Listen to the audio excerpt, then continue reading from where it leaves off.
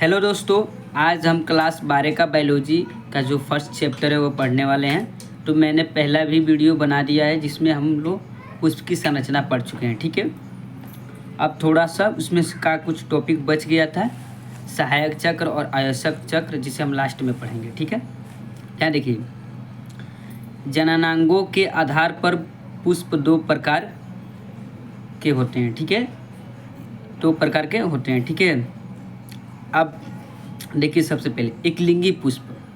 ठीक है, एकलिंगी पुष्प किससे कहते हैं? ठीक है, तो देखिए यहाँ, जब पुष्प में पुंकेसर या स्त्री केसर में से कोई एक जननांग उपस्थित होते हैं तो पुष्प एकलिंगी कहलाता है। मतलब देखिए, जो पुष्प होता है, जैसे मानिए ये पुष्प है। ठीक है, तो यह नर भाग है और यह मादा भाग है। ठीक है, वर्तिका अंडाशय मादा भाग है और ये परागकोश अपुतंतु को हम पुंकेसर कहते हैं। तो ये नर जननांग है। ठीक है, मतलब नर भाग है। ठीक है, तो या तो ये इस पुष्प में नर केवल रहे या स्त्री केवल रहे, दोनों में से एक ही रहेंगे तो हम इसे एकलिंगी पुष्प कहते हैं। ठीक है, चलिए आगे बढ़ते हैं।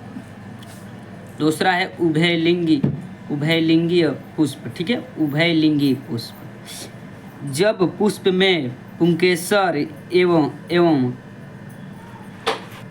एवं स्त्री केसर दोनों उपस्थित होते हैं तो पुष्प उभयलिंगी कहलाता है।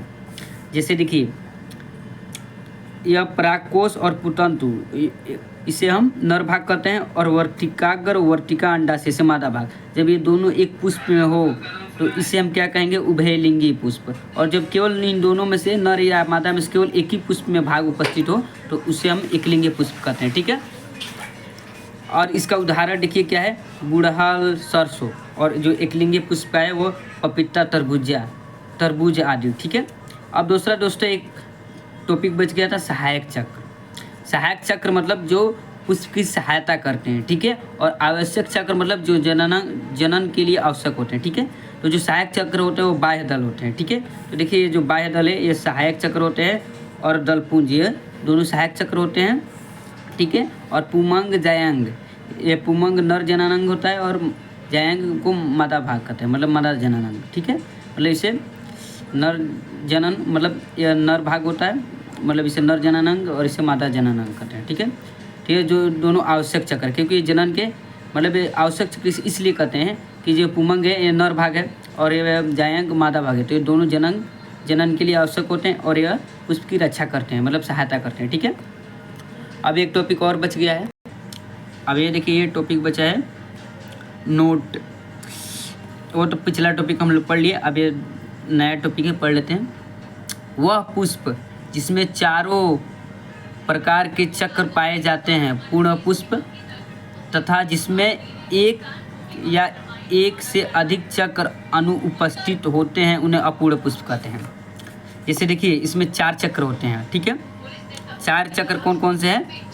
तो देखिए, बाह्य दल है और एक दल पुंज है। ठीक है, और ये एक पुंकेसर होता है। ठीक है, और ये इसको मादा जननांग कहते हैं। ठीक है, मादा भाग और नर भाग। ठीक है, और ये बाह्य दल पुंज और दल पुंज। ठीक है, इन चारों में से अगर एक भी अनुपस्थित रहते हैं एक पुष्प में तो उसे हम अपूर्ण पुष्प कहते हैं, एक या एक से अधिक। ठीक है, ठीक है, तो अब ये समझ गए।